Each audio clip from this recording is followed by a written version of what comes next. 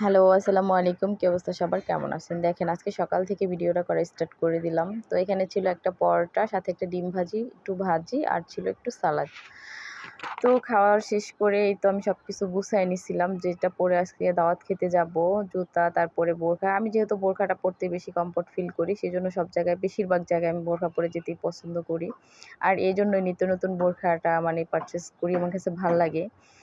তো আমার এই বোরখাটা কেমন হয়েছে সবাই কমেন্টে জানাবেন। দেখেন আমি সুন্দর করে রেডি হয়ে গেলাম। আমার এই সিমসাম রেডি ভালো লাগে, কোথাও যেতে বেশি গর্জিয়াস আমার পছন্দ না।